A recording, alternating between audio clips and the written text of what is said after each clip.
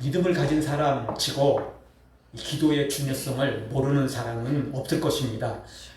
특히 기도 응답을 한두 번씩 체험해 본 사람들은 그 기도의 응답이 얼마나 짜릿한지, 얼마나 놀라운지 정말 기도의 중요성을 모르는 사람은 없을 것입니다.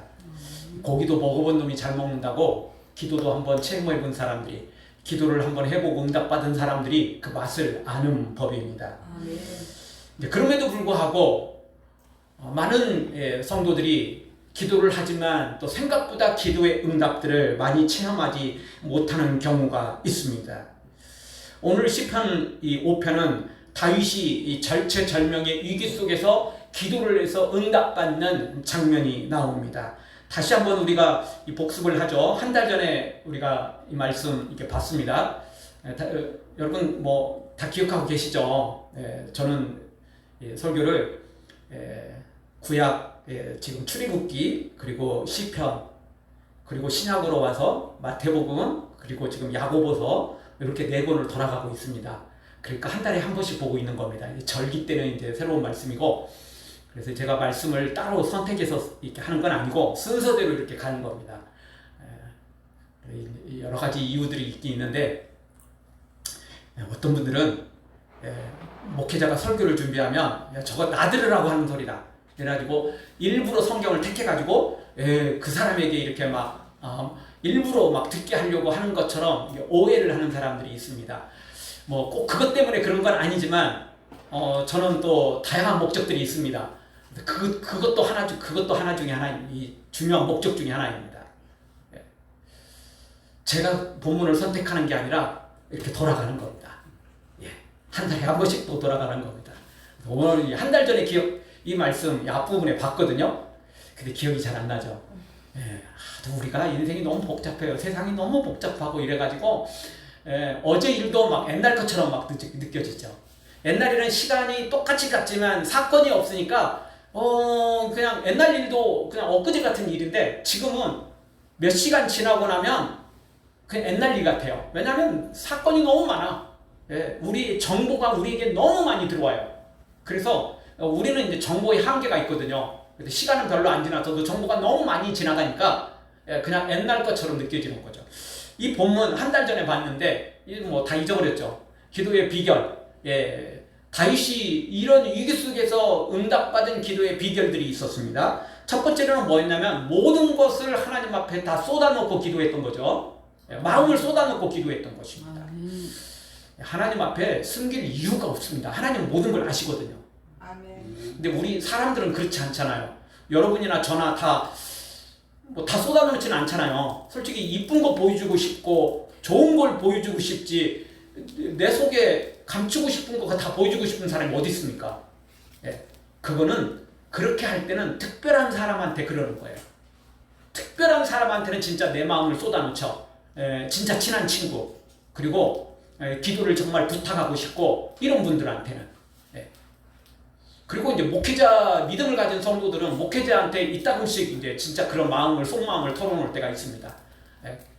그래야 또 목회자가 기도해 줄 수 있고, 또 주님이 또 나름 교회 하나님의 우리 예수님의 종으로 또 세워놨으니까 또 그렇게 마음이 또 이렇게 이야기할 수 있는 또 그런 환경이 또 되어지죠.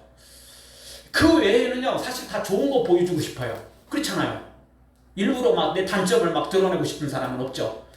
그것이 괜찮습니다. 아니 뭐 세상에 좋은 걸 보여줘도 오해하는 사람이 있고 그거 거꾸로 해석하는 사람이 있는데, 안 좋은 거 보여주면 얼마나 욕하겠어요.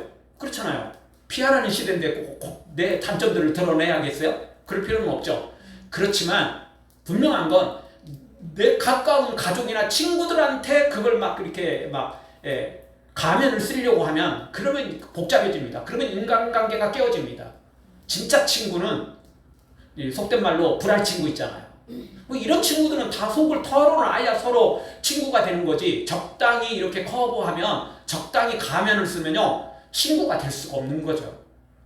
근데 하나님 앞에는 진짜 그래야 됩니다. 그래도 사람은요, 아무리 친한 친구라도, 아무리 부부 사이라도, 아무리 가족이라도 그래도 지키고 싶은 비밀들이 있어요. 근데 하나님 앞에는 그럴 필요가 없어요. 아니 하나님은 내 생각도 아시고 심지어 내가 모르는 내 성격도 내가 모르는 내 자신의 어떤 깊은 내면도 하나님은 다 아시는데 굳이 하나님 앞에 가면을 쓰려고 할 필요가 없어요. 그러면 문제가 생겨요. 차라리 하나님 앞에는 그냥 있는 그대로 다 내려놓고 부족하면 부족한 대로 하나님 제가 이렇게 약해요. 부족해요. 그러니 도와주세요. 이렇게 기도하는 게 하나님의 도움을 얻는 중요한 비결이었습니다. 아멘. 다윗은 왕이었잖아요. 그러니까 사람 앞에서는 뭐 다 꺼내놓을 수가 없어요. 솔직히. 근데 하나님 앞에는 다윗은 다 꺼내놨어요. 하나님 제가 그래도 명색이 왕인데 그래도 제가 이렇게 참 이렇게 형편없을 때가 있네요. 제가 이렇게 미련하고 어리석을 때가 있네요. 근데 왕이 그 백성 앞에 그거 다 드러내면 우리가 저런 왕을 어떻게 믿고 따르지? 우리가 저런 어리석은 왕을 어떻게 우리가 섬겨야 되지? 백성들은 실망하겠죠.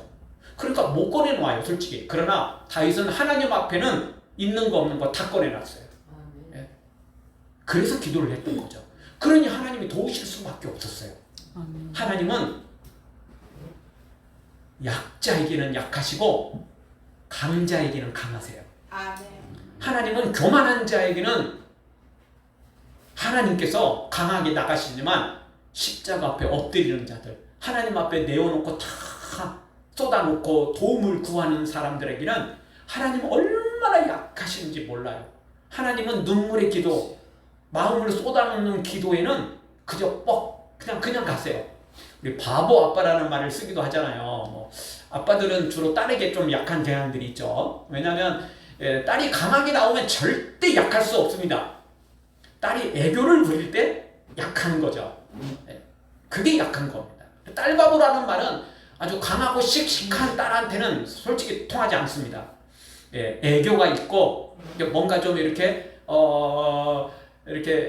진짜 아빠를 녹일 만한 웃음을 띠면서 그렇게 나아갈 때 그게 딸바보가 되는 아빠가 생기는 거거든요. 진짜 근데 하나님 똑같습니다. 하나님 앞에 마음을 쏟아놓으며 기도하면 하나님은 딸바보처럼 눈물에 기도하는 바보가 되시고 마음을 쏟아놓는 성도들의 바보가 되신다는 것입니다. 아멘. 하나님은 그런 사람들의 기도를 더 특별히 들으십니다. 아멘. 두 번째 기도의 비결은 뭐였죠? 하나님을 왕으로 인정했습니다. 다윗은 자신이 왕인데 하나님 앞에서는 왕이라고 목에 힘주지 않았어요. 아멘. 다윗이 이스라엘을 다스릴 때 모든 백성들은 다윗에게 와서 절을 했어요. 무릎을 꿇었어요. 신하들도 다 왕이니까 왕 앞에 다 절하고 이랬죠. 다윗은 하나님 앞에 나아갈 때는 자신이 하나님의 종으로 여겼어요. 내가 명색이 왕인데 이러고 목에 힘주지 않았죠. 하나님 앞에 나아갈 때는 하나님은 진짜 만왕의 왕이다. 천지를 창조하신 왕, 나를 왕으로 세우신 왕, 진짜 왕. 그 왕으로 다윗은 하나님을 인정했던 것입니다. 아멘. 그래서 기도 응답을 받았던 것입니다. 그리고 마지막 세 번째로는 기도의 비결 중에 하나는 하나님을 아침부터 찾았다라는 거죠. 그래서 뭐 우리가 지난번에도 3절을 보면 여호와여 아침에 주께서 나의 소리를 들으시리니 아침부터 기도했어요. 다윗은 뭐 언제든지 필요할 때 여러분 기도하면 됩니다. 그런데 처음부터 기도하는 사람, 이런 사람은 더 특별하죠. 그렇지 않아요? 아쉬울 때 나 찾아와가지고 도움을 구하는 사람들이 있잖아요. 그리고 뭐 지 좋을 때는 별로 뭐 그렇게 신경 안 쓰다가 아쉬울 때만 오는 사람. 그래도 뭐 또 마음이 좋은 사람들은 뭐 그래도 도와주잖아요. 그렇죠? 도와주잖아요. 근데 처음부터 나와 함께하는 사람, 좋은 일도 힘든 일도 또 즐거운 일도 함께하는 사람, 이런 사람은 더더욱 도와주지 않겠어요? 다윗은 아침부터 기도했어요. 자기가 해보고 안 되니까 하나님 도와주세요 이런 게 아니고 아예 아침부터 하나님 저를 도와주세요. 저와 함께 해주세요. 그래서 고난도 영광도 다 하나님과 함께하는 사람, 이게 다윗이었던 거죠. 그래서 이 다윗이 하는 기도들은 진짜 하나님이 응답할 수밖에 없었어요. 왜냐하면 하나님 마음에 쏙 드는 기도였거든요. 그래서 사도행전 말씀처럼 이새의 아들 다윗을 만나니 내 마음에 합한 자다, 내 마음에 쏙 드는 자다, 하나님이 이렇게 평가를 하시잖아요. 사랑하는 성도는 우리도 다윗처럼 마음을 쏟아놓고 기도하고 만왕의 왕이신 하나님 앞에 겸손히 엎드려 기도하고 그리고 처음부터 끝까지 주님께 구하고 또 도움을 구하고 영광도 고난도 함께하는 그런 믿음의 사람이 되어 기도의 응답들을 더더욱 체험하기를 주의 이름으로 축원합니다. 오늘 성경은 역시 기도의 비결은 비결인데 이 앞부분하고는 다릅니다. 앞부분은 이제 우리가 어떻게 기도하면 하나님 앞에 응답을 받을 수 있는지 그 비결을 가르쳐 주는데 오늘 성경은 우리가 반드시 버려야 될 것을 이야기하고 있습니다. 기도를 아무리 이 앞부분의 세 가지 마음을 쏟아놓고 기도하고 하나님을 왕으로 인정하고 처음부터 하나님 앞에 끝까지 하나님만 바라보며 기도를 한다 할지라도 오늘 성경에 이것을 버리지 못하면 치명적인 결격 사유 때문에 기도가 꽝이 된다는 것입니다. 여러분 대통령 선거가 끝나고 나면 다 바뀌잖아요. 국무총리 바뀌어 장관들 바뀌어 다 바뀌잖아요. 대통령 선거가 끝나고 나면 곧바로 누가 국무총리가 될까? 또 장관은 누가 될까? 이 후보자들을 눈여겨보잖아요. 후보자가 딱 청와대에서 발표가 되는가 동시에 벌써 여론들이 신문, 방송들이 다 벌떼처럼 기자들이 달려들어서 그 사람들을 그냥 파헤치죠. 그런데 이따금씩 주로 국무총리에 주로 해당되는 편인데 왜냐하면 국무총리가 제일 먼저 발표되거든요. 다른 장관들은 한꺼번에 많이 발표되니까 이게 한계도 있고 또 국무총리보다는 급이 낮으니까 조금 덜하죠. 근데 국무총리는 일찌감치 발표가 되다 보니까 여러분 몇 번 경험을 했잖아요. 국무총리 발표됐는데 청문회도 하기도 전에 청문회를 하다가 이게 좀 나중에 문제가 돼서 안 되는 사람도 있긴 있어요. 근데 그 중에 몇 번은 청문회도 하기도 전에 사퇴한 사람들이 있었어요. 알고 계시죠? 뭐 구체적인 이름은 잘 기억 안 나도 몇 번 있었다는 거 알고 계시죠? 왜 그렇죠? 너무 치명적인 결격 사유예요. 이 사람은 국무총리로 너무 자격이 없다라고 생각하는 거예요. 누가 봐도. 그래서 웬만하면 청문회까지 버티려고 하는데 버틸 수가 없는 거예요. 여론이 너무 악화되는 거예요. 그래서 사퇴. 그 전에는 학계나 뭐 또 사회적으로 나름 명예도 있었고 나름 뭔가 이렇게 지도자급으로 이렇게 그래도 이렇게 인정받았는데 괜히 국무총리 나와가지고 완전 그냥 개인적인 명예도 가문의 명예도 그 집안마저 명예가 그냥 완전히 추락하는 그런 일이 벌어지죠. 이유가 뭡니까? 결격 사유가 너무 큰 거예요. 이 사람은 청문회 자격도 없다라고 사람들이 평가를 하는 거죠. 너무 국무총리로서 자격이 없다 이렇게 보는 것입니다. 그래서 그 사람이 사회적인 위치가 있고 뭔가 그 어떤 분야에서 굉장한 그 어떤 것들을 이렇게 사람들한테 국가적으로 증명이 됐다 할지라도 이 사람은 이것 때문에 결격 사유가 너무 커서 안 된다 이렇게 보는 거죠. 그 결격 사유, 그게 치명적인 결격 사유라면 청문회도 안 되는 거예요. 그런데 오늘 성경에 보니까 이런 것들이 바로 기도의 결격 사유가 된다는 거예요. 그것도 치명적인 결격 사유. 그래서 아예 기도가 하나님 앞에 올라가지도 않아요. 하나님이 청문을 해갖고 기도를 응답할 것인지 말 것인지 조차도 할 것도 없이 아예 결격 사유예요. 하나님 앞에 기도도 올라가지도 못하는 거. 응답할 것인가 말 것인가 청문회조차도 심사조차도 할 수 없는 아예 처음부터 서류 반납. 서류 그냥 폐기. 아예 자격이 없는 거예요. 결격 사유가 너무 치명적인 거라니까요. 그래서 오늘 성경이 우리가 기도할 때 반드시 이 부분을 이 결격 사유를 해결하고 기도해야 응답이 된다는 것입니다. 첫 번째 우리의 기도의 치명적인 결격 사유 우리가 반드시 버려야 될 기도하기 전에 반드시 버려야 될 것 무엇입니까? 그것은 죄악을 버려야 된다는 것입니다.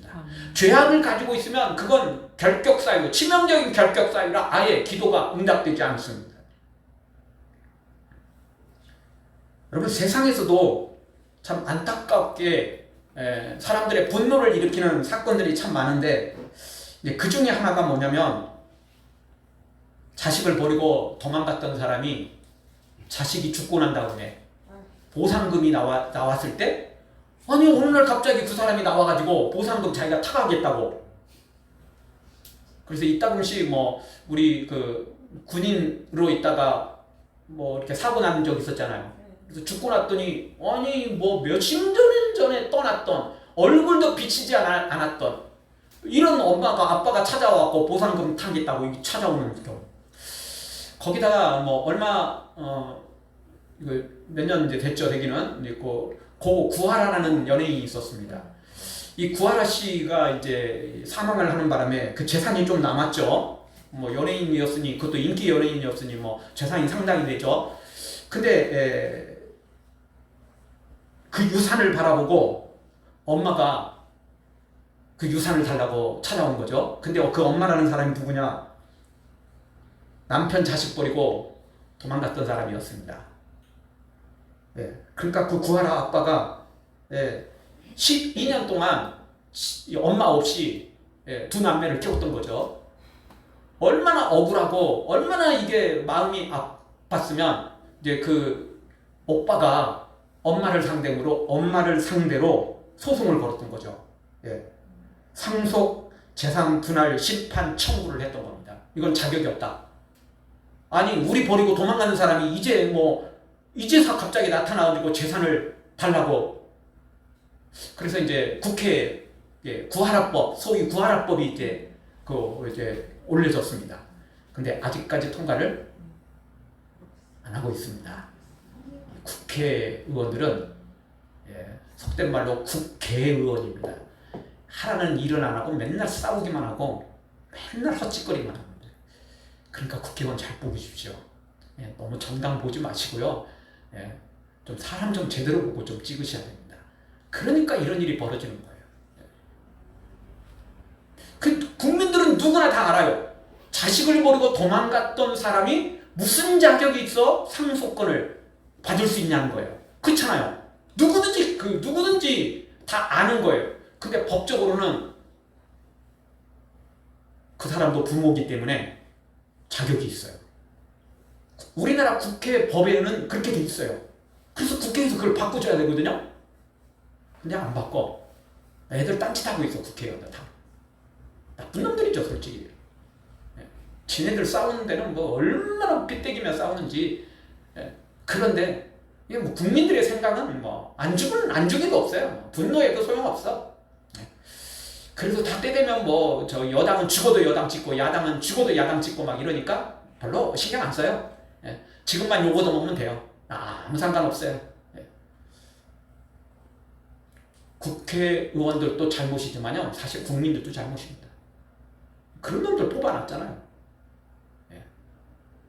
이쪽부터 저도 다 시원찮으면요, 무서워 그냥 뽑아버려야 됩니다. 그래야 정신 바짝 차립니다.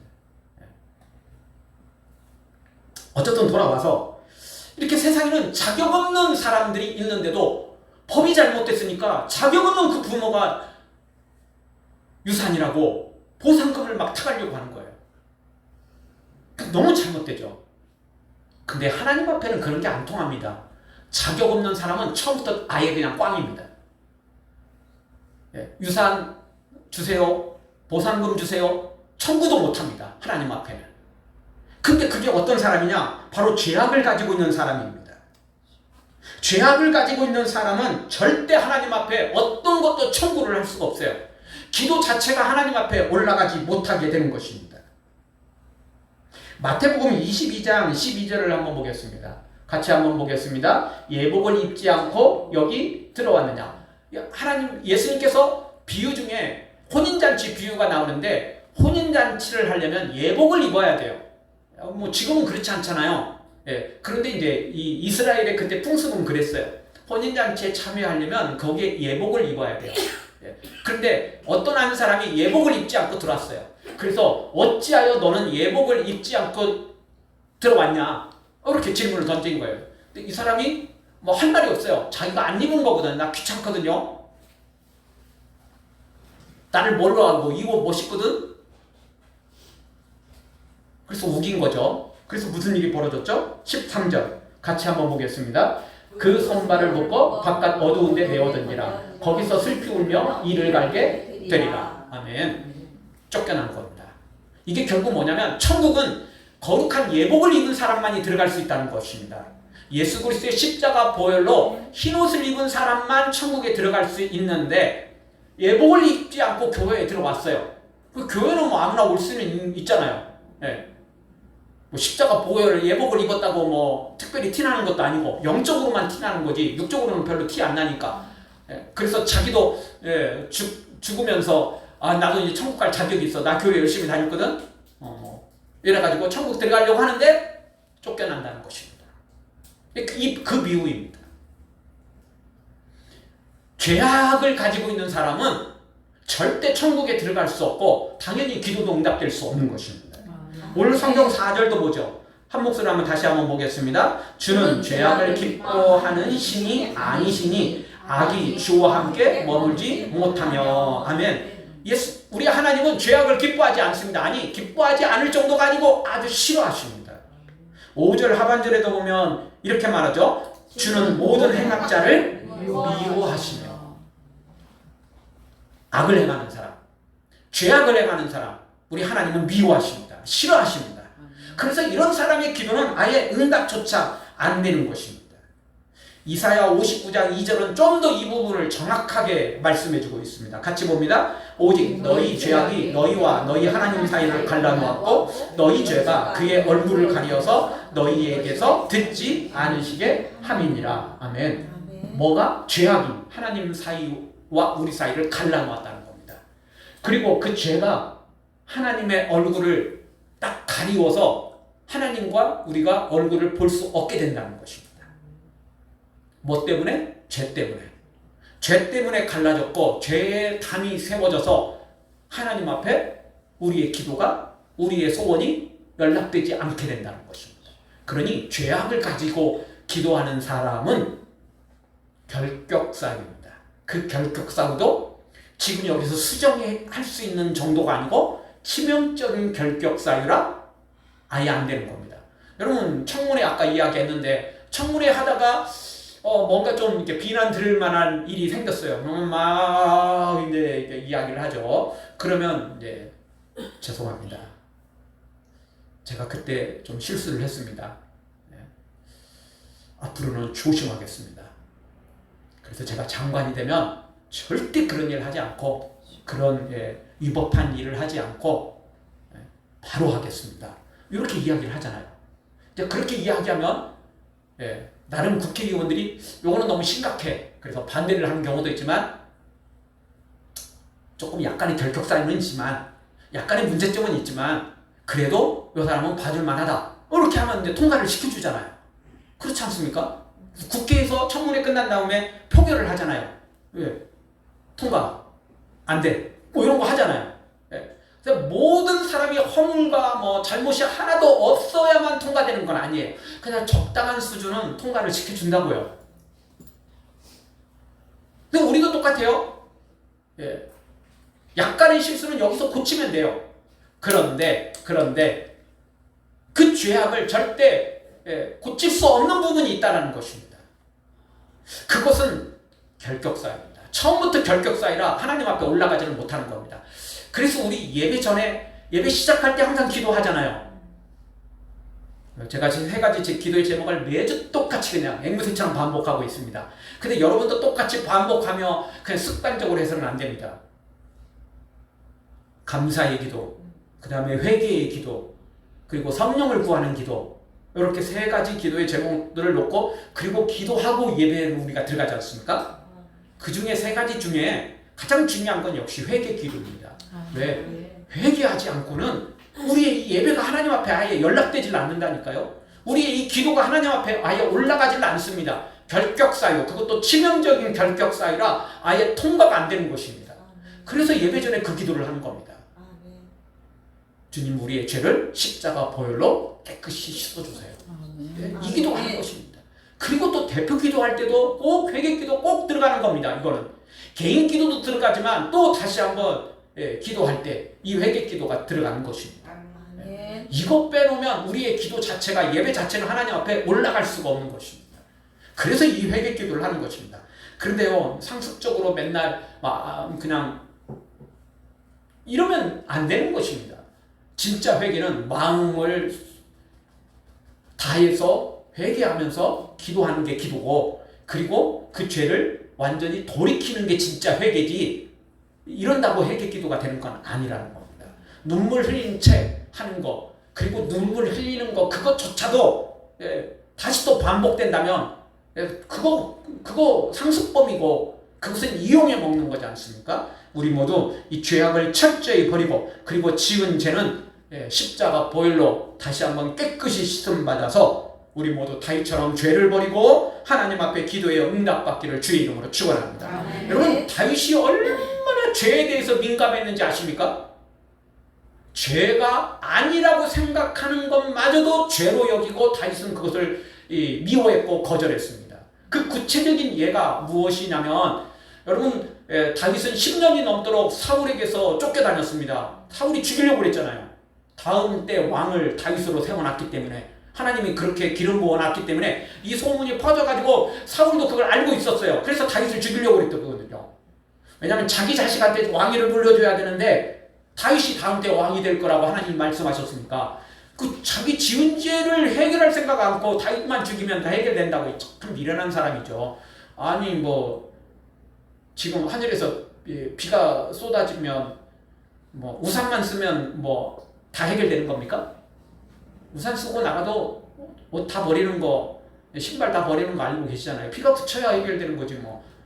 다윗 죽인다고 해결됩니까? 어쨌든 그때 다윗이 사울을 죽일 수 있는 아주 그냥 100% 결정적인 기회가 2번이 있었습니다. 사울이 다윗을 죽이려고 갔다가 이제 들판에서 쉬게 되죠. 그때 모든 군사들이 다 잠에 빠집니다. 하나님 잠들게 하셨던 거죠. 그래서 다윗이 신하를 자기 그 장군을 데리고 들어가서 사울을 죽일 수 있는데도 불구하고 죽이지 않습니다. 다윗과 함께 했던 장군은 다윗이요, 제가 사울을 죽이겠습니다. 당신은 왕이 될 사람이니까 할 수 없고 제가 대신 죽이겠습니다. 이러는데도 다윗은 그걸 막았습니다. 이유는 여러분 구약성경에 보면 기름 부음을 받은 사람은 3가지 직분이 있었습니다. 선지자, 제사자, 그리고 뭐죠? 왕이잖아요. 하나님이 기름 부으신 종을 함부로 죽일 수 없다는 게 다윗의 생각이었습니다. 그래서 안 죽였던 겁니다. 그래서 다윗은 사울을 죽이는 대신 물병을 훔쳐오고 또 한 번은 옷자락만 살짝 베어왔던 거죠. 그리고 나중에 이 골짜기에 있는 산에 올라가가지고 사울을 부르죠. 오늘 당신을 내가 죽일 수 있는 기회가 주어졌지만 물병만 가져왔고 그리고 그 다음번에는 또 내가 옷자락만 베어왔습니다. 이렇게 이야기를 하죠. 그럼 당신은 날 죽이러 왔지만 나는 당신을 죽일 수 없습니다. 죽이지 않습니다. 하나님이 알아서 심판할 거니까 다윗은 그걸 믿었던 것입니다. 그러니까 다윗은 이게 죄라고 볼 수도 없잖아요. 아니 상대방이 나를 죽이는데 그러면 나는 죽어야 됩니까? 상대방이 나를 죽이면 나도 정당방위가 있잖아요. 방어를 해야 되는 거잖아요. 뭐 알아서 목 내놓고 죽이세요. 이게 정상입니까? 아니잖아요. 뭐 도망갈 수 없으면 가서 맞서 싸우든지 다른 무기를 들어서 그걸 방어를 해야 되지 않겠습니까? 이거는 사실 정당방어 아니에요? 그리고 이거는 어떻게 보면 전쟁이잖아요. 사울이 군대를 이끌고 왔으니까 다윗도 다윗의 군대를 가지고 정명춘도라면 이건 전쟁이지 이건 개인적인 복수가 아니라고요. 전쟁이라고요. 그러면 그건 너무 당연할 수 있어요. 그런데도 불구하고 다윗은 그것조차도 죄라고 여겼던 거예요. 죄를 이렇게 미워했던 사람 다윗이었습니다. 그래서 이렇게 용서를 받을 수 있었던 것입니다. 그리고 이 기도는 하나님 앞에 연락되었던 것입니다. 사랑하는 성도 여러분, 다윗처럼 죄를 버리고 열심히 기도해서 다 응답을 체험하기를 주의 이름으로 축원합니다. 우리 다 같이 한번 따라서 하겠습니다. 다윗처럼 죄를 버리고 열심히 기도해서 응답받겠습니다. 2번째로 우리 기도의 결격사유, 치명적인 결격사유는 무엇이냐면 오만입니다. 교만입니다. 이 사람들 중에서는 나름 깨끗하게 살면서 다른 사람에게 피해도 주지 않고 그리고 또 실제로 정말 깨끗하게 또 살아가는 사람들이 있습니다. 그런데 그런 사람들 중에 또 일부는 완벽주의자들이 있습니다. 이 완벽주의자들은 자신만 완벽하게 살아가는 건 아닙니다. 주변 사람들한테도 완벽한 걸 요구합니다.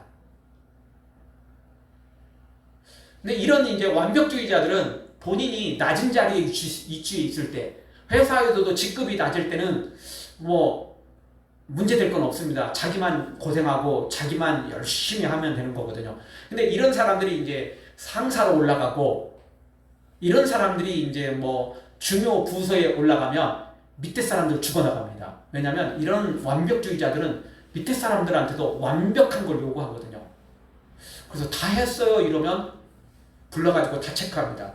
그래가지고 진짜 말 그대로 먼지 한 톨 없어야 됩니다. 보통 사람들은 수건으로 한번 딱 닦으면 이걸로 끝나죠. 그리고 그나마 조금 괜찮은 사람은 거기서 한 번 더 체크하죠. 근데 그래도 이 완벽주의자들한테는 이렇게 봐가지고 여기 먼지 있네. 요거 이러면서 문제가 생겼다고 말하는 겁니다. 그게 완벽주의 스타일이거든요. 이 사람한테는 진짜 먼지 한 톨 없어야 됩니다. 문제 하나 없어야 됩니다. 그게 완벽주의자의 스타일입니다. 그래서 이런 사람들은 다른 사람들을 향해서 완벽하지 일하지 않고 놀았다고 다 끝냈다고 혼을 냅니다. 그러다 보니까 이 완벽주의 스타들은 자기한테도 좀 원만하니 대하지 못하고 좀 엄격하게 대하고요. 타인한테도 역시 마찬가지입니다. 이 완벽주의 스타들이 악한 그 생각을 갖고 있는 건 아닙니다. 왜냐하면 이 완벽주의 스타들은 자신한테도 엄하거든요. 타인한테도 똑같이 엄하고요. 그러니까 나쁜 의도는 아니에요. 근데 참 사람을 피곤하게 만들어요. 네. 왜냐하면 이런 사람들은 하나도 실수가 없어야 되는 거거든요. 그리고 그냥 2중, 3중으로 이걸 다 체크하는 사람들이에요. 그게 완벽주의 스타일이에요. 우리는 보통 이렇게 이거 다 잘 됐네 이러고 끝나잖아요. 근데 완벽주의 스타들은 이 스타일은 거기서 혹 다른 문제가 생각거지라도 생각을 해야 돼요. 네. 그렇게 생각을 해야 돼요. 그래서 완벽주의라거든요. 근데 이런 사람들은요, 사람한테도 일 안 했다고 혼내고, 그러니까 사람들을 또 무시하게 됩니다. 일도 안 하고 지금, 개떡같이 해놓고 월급 타먹으려고 그러고, 개떡같이 해놓고 그냥 일했다고 큰소리 친다고. 그래서 사람들을 좀 무시하는 경향이 있습니다. 근데 이 완벽주의 스타들은요, 하나님도 마음에 안 듭니다. 왜 하나님이 마음에 안 드냐면, 하나님이 일을 못해서 마음에 안 드는 게 아니고, 하나님이 용서를 너무 잘하세요. 하나님이 사람들한테 기회를 너무 많이 주세요. 근데 이 완벽주의 스타들은요, 내가 저놈 겪어봤더니 저놈은 안 돼. 싹이 돌아. 그래서 기회를 안 줘요. 더 이상 용서 안 해요. 이놈은 아예 용서받을 자격도 없는 거예요. 그러니까 조금 나름대로 좀 일해놓고 다 했습니다 라고 하는 사람들은 좀 봐주는데, 이게 너무 형편없는 사람들도 있거든요. 그러면 이 완벽주의 스타들은 아예 그냥 그런 사람들은 거들떠도 안 봐요. 이놈은 처음부터 안 되는 놈이야. 아예 싹이 노란 놈이에요. 근데 하나님은 싹이 노란 그런 놈들한테도 회개만 하면 용서를 해주거든요. 그리고 하나님은 또 기회를 또 주시잖아요. 그러니까 그 완벽주의 스타들은 하나님이 마음에 안 들어요. 하나님이 일을 못해서가 마음에 안 드는 게 아니고, 하나님이 너무 용서를 잘해 주시는 거예요. 하나님이 너무 많이 기회를 주시는 거예요. 그래가지고 하나님이 완전 마음에 안 드는 거예요. 그러니까 하나님이 불완전해 보여요. 네. 그래서요, 이런 사람들은 사람한테도 약간 이제 교만과 오만이 있지만 하나님한테도 오만이 있어요. 근데 완벽주의 스타일만 있는 게 아니에요. 사람들 대부분이요, 이런 것들을 많이 가지고 있어요. 왜? 하나님이 눈에 안 보이잖아요. 그러니까 하나님을 우습게 여겨요. 눈에 보이면 사람들이 신경을 쓰는데 안 보이면 우습게 여기는 경향들이 참 많죠. 다윗은 왕이었잖아요. 왕이었으니까 뭐 하나님도 왕? 근데 나도 왕이네? 하나님이 조금 큰 왕이라고 쳐도 그래도 저도 명색이 왕이거든요. 저도 왕 대접 한번 해주시죠? 이럴 수 있어요. 많은 왕들이 실제 그랬어요. 그래서 구약의 수많은 이스라엘 왕들이요, 하나님 앞에 얼마나 교만했는지 몰라요. 왜? 자기도 왕이라는 거죠. 자기도 왕인데 왕 대접 안 해준다고. 근데 다윗은 하나님 앞에 섰을 때 왕으로 선 게 아니에요. 다윗은 하나님 앞에 섰을 때 종으로 섰어요. 종으로 섰어요. 그래서 오만하지 않았던 거죠. 그래서 다윗의 기도를 응답받았어요. 근데 오늘 성경에 보니까 5절을 보십시오. 같이 보겠습니다. 오만한 자들이 주의 목전에 서지 못하리이다. 오만한 자는 주님의 선에 목전에 서지 못해요. 아예 자격 박탈이라니까요. 결격사유예요. 오만한 자는 주님 앞에 못 들어가는 거죠. 그 성지순례 우리 오후에 지난번에 했을 때 예수님이 그 태어나신 장소에 가보면 실제 지금 이제 그 그 가보면 거기 문을 일부러 좁게 만들었어요.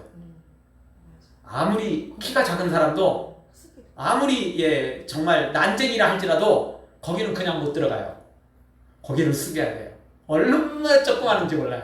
정말 조그매요. 그래서 다 고기를 숙여야만 들어갈 수 있는 거예요. 그게 뭐냐면 예수님 만나려면 겸손해야 된다. 이제 그런 의미로 일부러 문을 좁게 만들어 놓은 거예요. 다 고기를 숙여야 돼요. 어떤 사람도 고기를 숙여야 돼요. 허리를 숙이고 들어가야 돼요. 하나님을 만나려면 기도의 자리에 나오려면 진짜 그 기도가 하나님께 올라가려면 교만하면 하나님 앞에 설 수가 없어요. 통과 못해요. 결격사유. 통과 못한다고요. 자격박탈. 이렇게 돼버린다는 거죠. 우리 모두 교만을 버리고 우리 다윗처럼 겸손하게 다윗도 왕이었음에도 불구하고 하나님 앞에 기도의 자리에 나갈 때는 신하의 모습으로 종의 모습으로 나가서 기도해서 응답받았던 것처럼 교만을 버리고 하나님 앞에 겸손히 기도해서 응답받기를 주의 이름으로 축원합니다. 마지막 세 번째로 치명적인 결격 사유가 무엇입니까? 그것은 거짓말하는 것과 속이는 것입니다. 6절을 보십시오. 우리 다 같이 한번 보겠습니다. 거짓말하는 자들을 멸망시키리이다. 여호와께서는 피 흘리기를 즐겨하는 자와 속이는 자를 싫어하십니다. 거짓말하는 자들을 멸망시킨다는 겁니다. 속이는 자들을 싫어하신다는 것입니다. 요즘 시대에 너무 거짓말이 아니에요. 지금은 그렇잖아요. 대통령도 국회의원들도 말만 하면 거짓말이네. 그냥. 말만 하면 그냥 다 딴소리네. 그냥. 누구도 마찬가지예요. 연예인들도 마이크 들이대면 모르거든요. 안 했거든요. 나중에 다 영상이 드러나고 증거가 다 드러나면 그때서 아유 죄송합니다. 너무나 뻔한 거짓말을 너무 잘해요. 근데요 여러분 하나님 앞에는 이 거짓말이 치명적이라는 걸 알아야 됩니다. 애교 아니거든요. 그냥 살아가는 거 아닙니다. 절대. 하나님 앞에는 이게 치명적인 결격사유에 해당되는 것입니다. 계시록 21장 8절을 한번 다 같이 보겠습니다. 그러나 두려워하는 자들과 믿지 아니하는 자들과 흉악한 자들과 살인자들과 음행하는 자들과 점승가들과 우상숭배자들과 거짓말하는 모든 자들은 불과 유황으로 타는 곳에 던져지리니 이것이 둘째 사망이라. 아멘. 흉악한 자들, 살인자들, 음행하는 자들, 점승가들, 우상숭배자들은 좀 큰 죄 같죠? 근데 여기에 속해 있는 것 중에 하나는 거짓말하는 자입니다. 이 모든 자들은 불과 유황불에 타는 둘째 사망으로 들어가는 겁니다. 그 중에 거짓말하는 자 있습니다. 거짓말은 별거 약한 거짓말, 조그만 거짓말 이거는 아니라고 생각하시면 안 됩니다. 또 계시록 21장 27절에도 이렇게 말합니다. 같이 봅니다. 무엇이든지 속된 것이나 가증한 일 또는 거짓말하는 자는 결코 그리로 들어가지 못하되 오직 어린 양의 생명책에 기록된 자들만 들어가리라. 아멘. 어린 양의 생명책에 예수님의 생명책에 기록되는데 어떤 사람은 이 생명책에 기록되지 못하는 거예요? 속된 거, 가증한 거, 그 중에 하나 거짓말하는 자도 예수님의 생명책에 기록될 수 없다는 것입니다. 거짓말을 그렇게 우습게 여기지 마세요. 쉬운 거 아닙니다. 성경은 이렇게 엄격하게 말씀하고 있습니다. 거짓말이 지옥 갈 죄라니까요. 거짓말이 생명책에서 지워질 죄예요. 세상 따라가면 안 됩니다. 세상 기준으로 살면 안 됩니다. 우리의 기준은 성경이고 하나님 아니겠습니까? 천국 시민은 천국 시민답게 살아야 되죠. 성경이 이렇게 말하고 있습니다. 또 계시록 22장 15절에도 이렇게 말합니다. 개들과 점승가들과 음행하는 자들과 살인자들과 우상 숭배하는 자들과 및 거짓말을 좋아하며 지어내는 자는 다 성 밖에 있으리라. 이게 천국 밖에 있는 거죠. 여기도 또 거짓말, 지어내는 자. 지어내는 게 당연히 거짓말이 아니에요? 없는 이야기 지어내는 사람? 네. 여러분 이렇게 거짓이 이렇게 절대 가벼운 거 아닙니다. 다윗은 이 거짓을 철저히 버리고 기도했던 것입니다. 그리고 본인이 잘못한 게 있다면 철저히 십자가 앞에 회개했던 것입니다. 그리고 용서를 받고 기도했던 것입니다. 그래서 응답받았던 것입니다. 사랑하는 성도 여러분, 우리 죄악을 철저히 버리고, 그리고 오만도 교만도 버리고, 그리고 거짓말 속이는 것도 버리고, 혹 그것이 우리에게 해당된다면 철저히 십자가 앞에서 회개하고, 그리고 또 상습범 되지 말고 정말 회개한 만큼 몸부림치면서 아무리 손해봐도, 아무리 내가 억울한 일을 당해도, 아무리 세상 기준하고 안 맞아도, 그래도 우리 이런 모든 죄악들, 이 거짓말조차도, 속이는 것조차도 하나님 앞에 두려워하면서 내가 지옥 갈 죄 중에 하나임을 기억하면서 두려워하며 이 문제 해결해서 여러분의 기도마다 다윗처럼 응답받아 드리기를 주의 이름으로 축원합니다. 아멘.